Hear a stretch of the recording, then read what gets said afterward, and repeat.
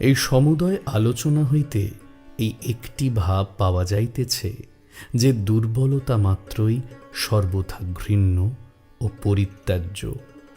আমাদের দর্শন, ধর্ম বা কর্মের ভিতর, আমাদের সমুদয় শাস্ত্রীয় শিক্ষার ভিতর এই বিশেষ ভাবটি আমি খুব পছন্দ করি।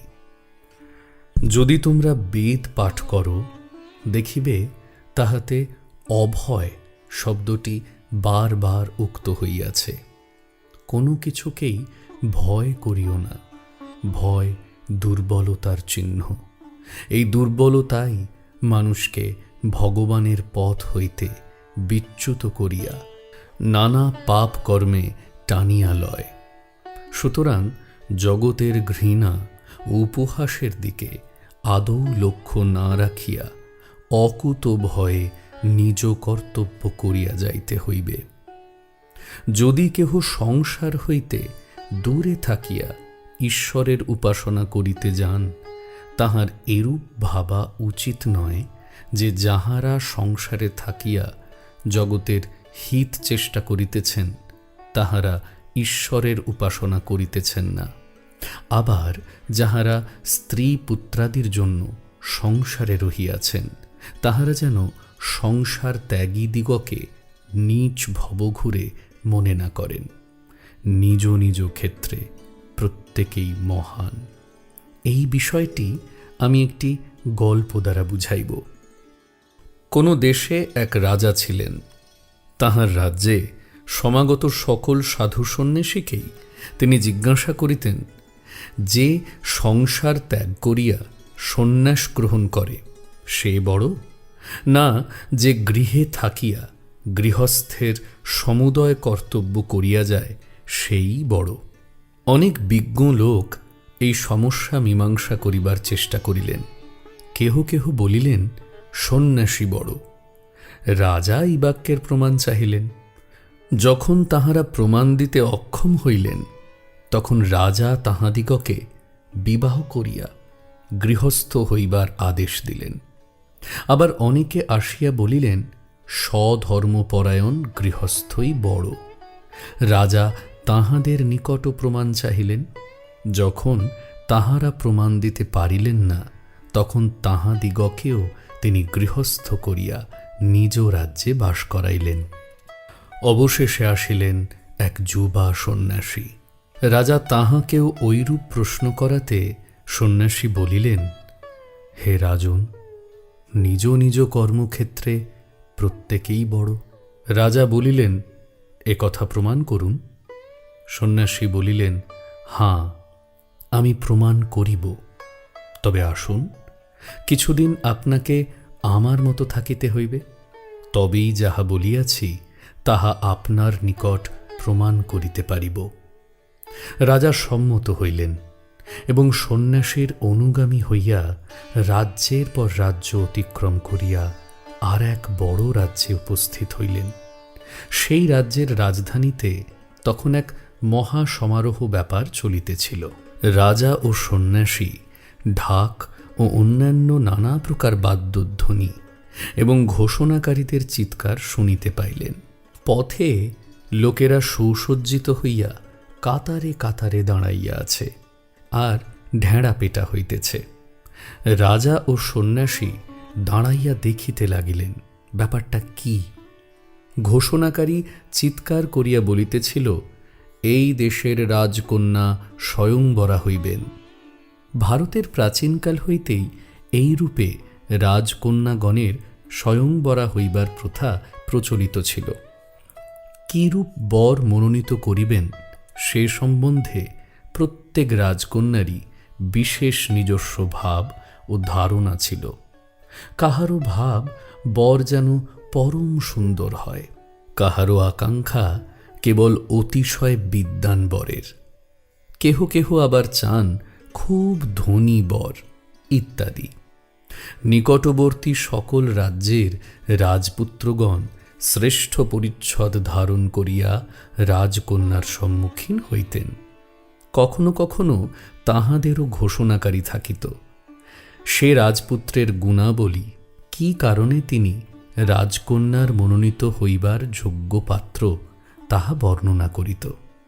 সিংহাসনে সমাসীনা সুসজ্জিতা রাজকন্যাকে সভার চতুর্দিকে বহন করিয়া লইয়া যাওয়া হইত।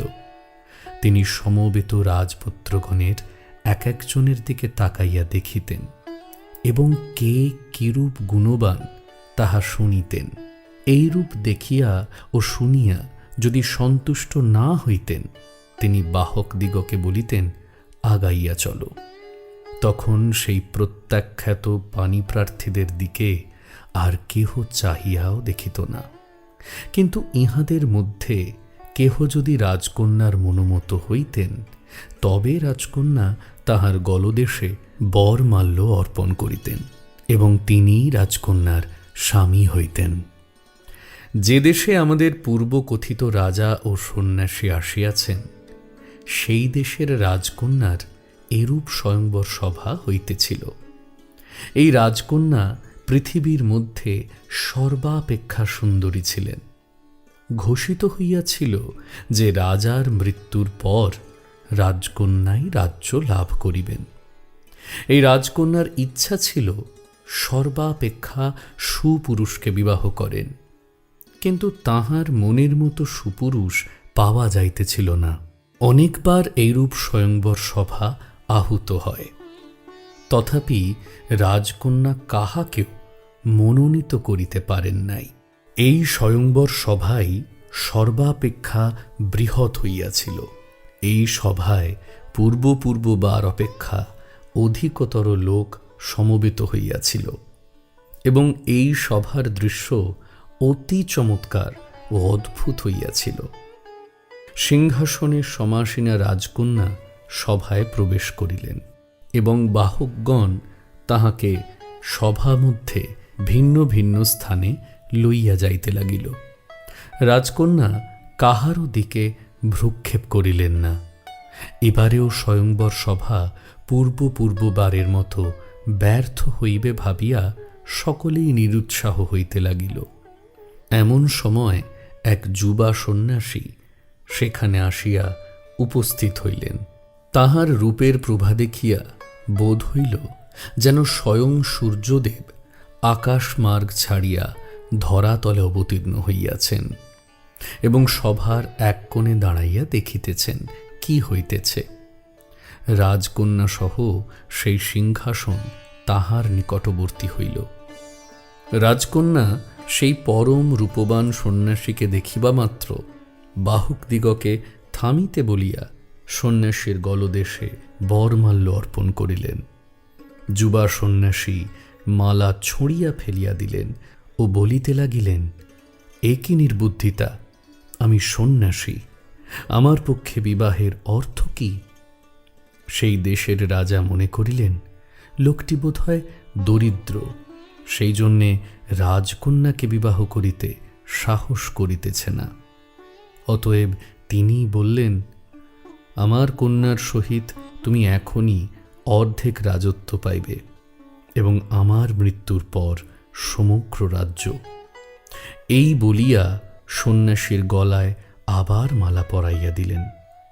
কি বাজে কথা! আমি বিবাহ করিতে চাই না, তবু এ কি? বলিয়া সন্ন্যাসী পুনরায় মালা ফেলিয়া দিয়া দ্রুত পদে সেই সভা হইতে প্রস্থান করিলেন। এদিকে এই যুবকটির প্রতি রাজকন্যা এতদূর অনুরক্ত হইয়াছিলেন যে তিনি বলিলেন, হয় আমি ইহাকে বিবাহ করিব, নতুবা মরিব। রাজকন্যা তাহাকে ফিরাইয়া আনিবার জন্য তাহার অনুবর্তন করিলেন। তারপর আমাদের সেই অপর সন্ন্যাসী, যিনি রাজাকে সেখানে আনিয়াছিলেন, বলিলেন, চলুন রাজা, আমরা এই দুইজনের অনুগমন করি। এই বলিয়া তাহারা অনেকটা দূরে দূরে থাকিয়া তাহাদের পিছনে পিছনে চলিতে লাগিলেন। এই যুবা সন্ন্যাসী ওই বনটিকে ভালোভাবেই জানিতেন। উহার কোথায় কি আঁকাবাঁকা পথ আছে সব জানিতেন।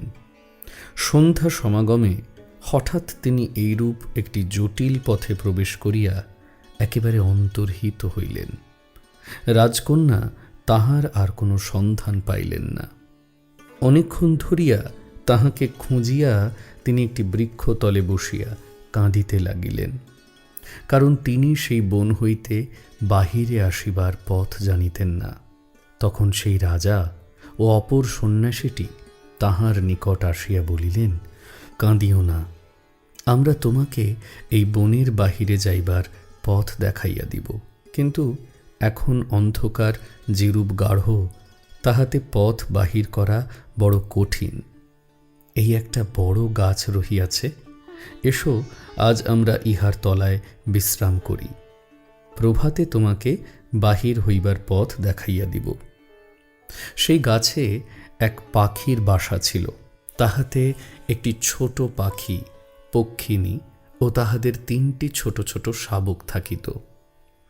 ছোট পাখিটি নিচের দিকে চাহিয়া গাছের তলায় 3 জন লোককে দেখিল এবং পক্ষিনীকে বলিল, দেখো কি করা যায়, আমাদের ঘরে কয়েকজন অতিথি আসিয়াছে, শীতকাল আর আমাদের নিকট আগুনও নাই।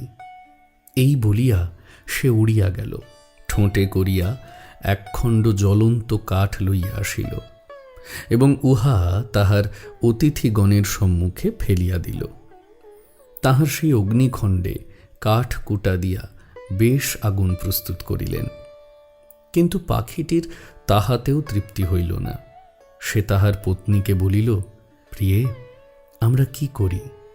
ইহাদিগকে খাইতে দিবার মতো কিছুই তো আমাদের ঘরে নাই, কিন্তু ইহারা ক্ষুধার্ত আর আমরা গৃহস্থ, ঘরে যে কেহ আসিবে তাহাকেই খাইতে দেওয়া আমাদের কর্তব্য।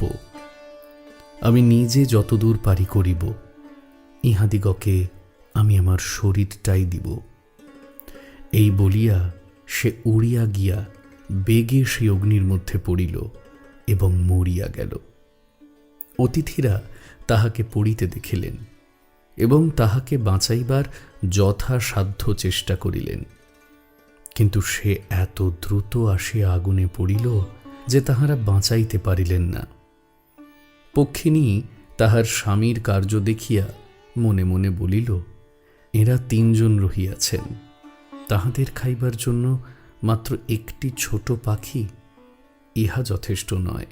স্ত্রীর কর্তব্য স্বামীর কোনো উদ্যম বিফল হইতে না দেওয়া, অতএব আমার শরীরও ইহাদের জন্য উৎসর্গ করি। এই বলিয়া সেও আগুনে ঝাঁপ দিল এবং পুড়িয়া মরিয়া গেল। শাবক 3টি সবই দেখিল, কিন্তু ইহাতেও 3 জনের পর্যাপ্ত খাদ্য হয় নাই দেখিয়া বলিল, আমাদের পিতামাতা যতদূর সাধ্য করিলেন, কিন্তু তাহাও তো যথেষ্ট হইল না। পিতামাতার কার্য সম্পূর্ণ করিতে চেষ্টা করা সন্তানের কর্তব্য, অতএব আমাদের শরীরও এই উদ্দেশ্যে সমর্পিত হউক। এই বলিয়া তাহারাও সকলে মিলিয়া অগ্নিতে ঝাঁপ দিল। ওই 3 ব্যক্তি যাহা দেখিলেন তাহাতে আশ্চর্য হইয়া গেলেন, কিন্তু পাখিগুলিকে খাইতে পারিলেন না। কোন রূপে তাহারা অনাহারে রাত্রি যাপন করিলেন। প্রভাত হইলে রাজা ও সন্ন্যাসী সেই রাজকন্যাকে পথ দেখাইয়া দিলেন এবং তিনি তাহার পিতার নিকট ফিরিয়া গেলেন। তখন সন্ন্যাসী রাজাকে সম্বোধন করিয়া বলিলেন, রাজন, দেখিলেন তো, নিজ নিজ ক্ষেত্রে প্রত্যেকেই বড়। যদি সংসারে থাকিতে চান তবে ওই পাখিদের মতো প্রতি মুহূর্তে পরার্থে নিজেকে উৎসর্গ করিবার জন্য প্রস্তুত হইয়া থাকুন। আর যদি সংসার ত্যাগ করিতে চান তবে ওই যুবকের মতো হউন, যাহার পক্ষে পরমা সুন্দরী যুবতী ও রাজ্য অতি তুচ্ছ মনে হইয়াছিল। যদি গৃহস্থ হইতে চান তবে আপনার জীবন সর্বদা অপরের কল্যাণের জন্য উৎসর্গ করিতে প্রস্তুত থাকুন। আর যদি আপনি ত্যাগের জীবনই বাছিয়া লন তবে সৌন্দর্য, ঐশ্বর্য ও ক্ষমতার দিকে মোটেই দৃষ্টিপাত করিবেন না। প্রত্যেকেই নিজ নিজ কর্মক্ষেত্রে বড়, কিন্তু একজনের যাহা কর্তব্য তাহা অপরজনের কর্তব্য নয়।